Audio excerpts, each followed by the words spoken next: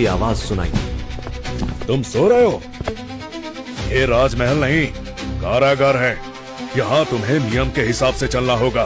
तुम अब सुंदर नगर के युवराज की तरह बर्ताव नहीं कर सकते। ये व्यक्ति सुंदर नगर का कारागार प्रभारी है। उसके चेहरे पर चोट के निशान हैं। इसकी आदत दिन ब दिन बिगड़ती जा रही है। इसे जल्दी बाहर ले जाओ। उसके पीछे खड़े लोग नील के पास आए और उसके हाथों और पैरों में बेड़ियां बांधकर प्रशिक्षण स्थल ले आए। प्रशिक्षण स्थल एक बहुत बड़ा मैदान था। ये सुंदर नगर राज्य के मुख्य शिष्यों के लिए अभ्यास करने की जगह थी। प्रवेश द्वार के दोनों तरफ सफेद संगमरमर से बने बड़े बड़े खंभे थे, जिनके ऊपर शेर की प्रतिमाएं बनी हुई थीं। वहीं अंदर 30 से अधिक शिष्य अखाड़े के बीच मुख्य आचार्य के मार्गदर्शन में युद्ध कला का अभ्यास कर रहे थे। ये सुंदर नगर के मुख्य शिष्य थे। उन सभी को कठिन परीक्षाओं के बाद मुख्य शिष्य के रूप में चुना गया था, जिनकी प्रतिभा को निखारकर सैनिकों के रूप में तैयार किया जा रहा था। वहीं अखाड़े के दूसरी तरफ बेड़ियां पहने 20 से अधिक पुरुष खड़े थे। उनके हाथ पैर भी नील की तरह ही बंधे हुए थे। लगातार हर रोज मार खाने के कारण उन सभी के शरीर थके हुए, चोटिल और घावों से भरे थे। इनमें से अधिकांश पुरुष कैदी थे, जिन्हें या तो मौत की सजा या फिर उम्र कैद की सजा सुनाई गई थी। सभी कैदियों को सहायक के रूप में इस्तेमाल किया जाता था। आज का अभ्यास यहीं समाप्त होता है। अब सभी लोग एक एक सहायक चुन लें। वास्तविक मानव शरीर पर प्रहार करने से आप मानव शरीर की हड्डियों की संरचना और कमजोरियों से परिचित हो जाएंगे। सबने अपना अपना सहायक चुन लिया। जल्द ही सभी गुलामों की दर्द भरी चीखें प्रशिक्षण स्थल में गूंजने लगी। कई शिष्यों ने बारी बारी नील को चुना, क्योंकि पूर्व युवराज को पीटना उन सभी के लिए किसी उपलब्धि से कम नहीं था। इस दौरान नील शांत रहा और भावहीन चेहरे के साथ अपने शरीर के महत्वपूर्ण हिस्सों को बचाने पर ध्यान केंद्रित करता रहा। इस अपमान और पीड़ा को झेलना वो सीख चुका था। उसने बस इस बात से संतोष कर लिया था कि कम से कम उसकी बहन नीलिमा वायुपुत्र इस सबसे दूर सप्त सिंधु आश्रम में सुरक्षित है। वहीं दूसरी तरफ राजमहल के एक आलीशान कमरे में, जहां कभी महाराज वीरेंद्र रहा करते थे, अब वहां नागेंद्र और यजुवेंद्र सुंदर नगर के राजा बने बैठे अपनी अय्याशियों में डूबे रहते हैं। अनेकों दासियां उनकी सेवा में हर पल रहती हैं और वो दोनों शराब और ताकत के नशे में चूर सबसे बदतमीजी से पेश आते हैं। आज जब नशे में मदमस्त यजुवेंद्र एक दासी को अपनी गोद में बैठाए उसके यौवन का आनंद ले रहा था, वहीं नागेंद्र कुछ परेशान सा दिखाई पड़ रहा था। लगता है इन दासियों से आपका मन भर चुका है। आप कहें तो मैं आपके लिए कुछ नई दासियां बुलवा लूं। एकांत। नागेंद्र का आदेश पाकर सभी दासियां वहां से चली गईं। ये देखकर यजुवेंद्र ने फिक्र जाहिर करते हुए पूछा, आखिर बात क्या है भाई साहब? नील वायुपुत्र अब 13 साल का बच्चा नहीं है, वो बड़ा हो रहा है और उम्र के साथ उसकी शारीरिक शक्ति भी बढ़ेगी। अब हमें उसका कुछ करना होगा। आप इस बात से परेशान हैं क्या? वो एक गुलाम है। वो पिछले 3 साल से इतनी मार खा चुका है कि उसके शरीर में लड़ने की शक्ति होना तो दूर, उसके शरीर में आत्मा को पकड़ रखने की भी शक्ति नहीं होगी। आप बेफिक्र रहिए। और नीलिमा, वो सप्त सिंधु आश्रम में महायोद्धा बनने की कगार पर होगी। जब उसे पता चलेगा कि उसका भाई हमारी कैद में है, तो वो उसको बचाने की कोशिश नहीं करेगी। आपको क्या लगता है मैंने इस बारे में नहीं सोचा होगा? आप निश्चिंत रहिए, नीलिमा का भी इंतजाम हो चुका है। यहाँ प्रशिक्षण स्थल में नील बुरी तरह शिष्यों से मार खा रहा था कि तभी रेशमी कपड़े पहने एक युवक दिखाई दिया, जिसके पीछे कई लोग सहायकों की तरह चल रहे थे। युवराज आ गए। प्रशिक्षण स्थल पर मौजूद शिष्यों ने अपना अभ्यास रोक दिया और उस युवक की चापलूसी करने में लग गए। युवराज, आखिरकार आप साधना से बाहर आ गए। आप काफी ऊर्जावान और तरोताजा दिख रहे हैं। लगता है आपने खुद को काफी मजबूत बना लिया है। हमारे युवराज बहुत प्रतिभाशाली है। ये हमारे सुंदर नगर की शान है। मुझे यकीन है कि इन्होंने अपना स्वाधिष्ठान चक्र जागरूक कर लिया है और वीर योद्धा बन गए हैं।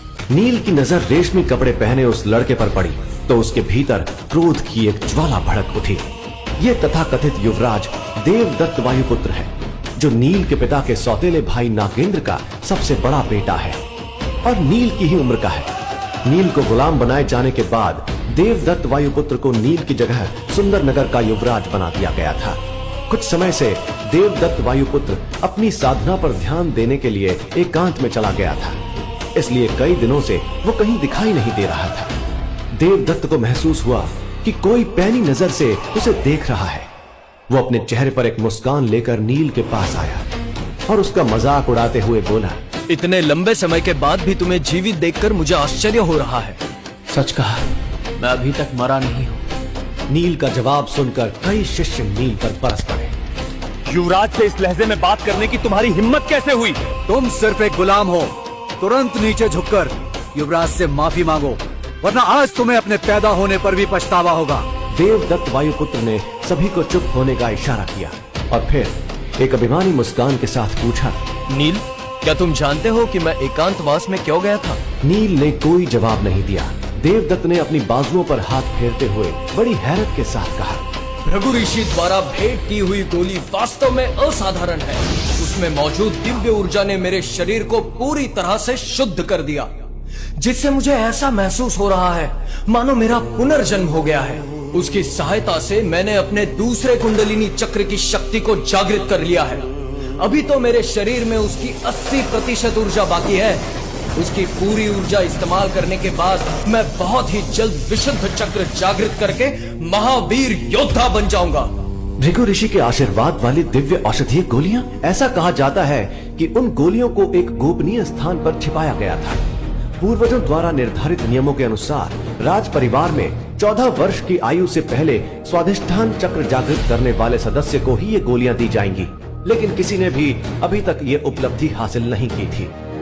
इस प्रकार पिछले 1200 वर्षों में वो दिव्य औषधीय गोलियां किसी को भी नहीं दी गई थीं। अगर कोई उन दिव्य गोलियों का हकदार बनने की क्षमता रखता था तो वो था नील वायुपुत्र, जिसने 13 वर्ष की आयु में मूलाधार चक्र के शिखर को छुआ था। दुर्भाग्य से राज्य के भीतर हुए षड्यंत्र के फल स्वरूप नील वायुपुत्र को एक गुलाम के रूप में जीवन बिताना पड़ रहा था और इन कठिन परिस्थितियों में उसकी साधना लगभग रुक सी गई थी। दूसरी ओर देवदत्त में औसत दर्जे की प्रतिभा थी। वो बड़ी मुश्किल से 16 वर्ष की आयु में अपना मूलाधार जागृत कर पाया था।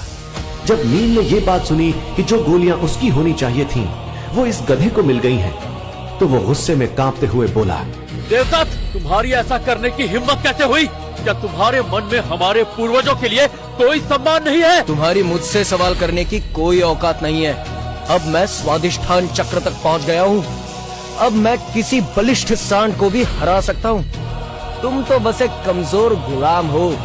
अगर मैं चाहूँ तो तुम्हें आसानी से कुचल सकता हूँ, लेकिन आज ही मैं साधना से बाहर आया हूँ, इसलिए मैं अपनी शक्ति परीक्षण के लिए एक सहायक चुनूंगा। मैं चुनता हूँ तुम्हें। आश्चर्यजनक रूप से देवदत्त ने नील को नहीं चुना। इसके बजाय उसने एक अधेड़ उम्र के कैदी को इशारा करके अपने पास बुलाया। वो कैदी तुरंत कांपने लगा। देवदत्त ने एक गहरी सांस ली और अपनी मुट्ठी भींच ली। वो नंदी सहस्त्र मुष्टिका थी।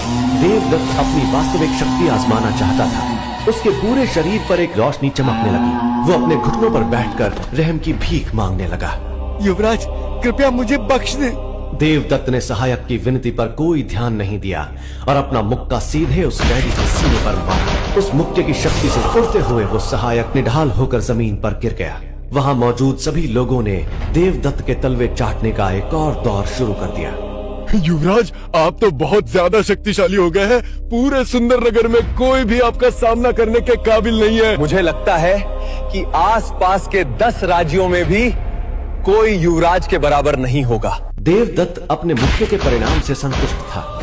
उसने एक राहत की सांस ली और फिर शातिर मुस्कान के साथ नील की ओर देखा। निश्चिंत रहो, मैं तुम्हें इतनी जल्दी नहीं मारूंगा। मैं तुम्हें दिखाना चाहता हूँ कि तुम जैसे कचरे की तुलना में मैं कितना ताकतवर हूँ। नील ने कोई जवाब देना ठीक नहीं समझा। देवदत्त अपनी अभिमानी मुस्कान लेकर वहां से जाने को हुआ ही था कि तभी अचानक से उसे कुछ याद आया। हाँ, और एक बात, मैंने सुना है कि मेरी प्रतिभाशाली चचेरी बहन को सप्त सिंधु आश्रम में परेशानी हो रही है। उसे काली पहाड़ी पर कैद कर लिया गया है। नीलिमा को कैद कर दिया गया है? ये सोचकर ही नील का दिल दहल गया। पिछले 3 सालों में नील ने कभी इस बात की परवाह नहीं की थी कि उसे एक गुलाम के रूप में रखा जाएगा। उसने इस बात की भी परवाह नहीं की कि देवदत्त ने उससे दिव्य औषधीय गोलियां छीन ली, जो मूल रूप से उसी की होनी चाहिए थी। लेकिन उसकी बहन नीलिमा उसकी एकमात्र कमजोरी थी। वो किसी भी हालत में उसे कुछ नहीं होने देना चाहता था। क्या करेगा नील? कैसे बचाएगा वो अपनी बहन को जब वो खुद ही नहीं बच पा रहा है? क्या नीलिमा के कैद होने के पीछे यजुवेंद्र का हाथ है? जानने के लिए सुनते रहिए महागाथा।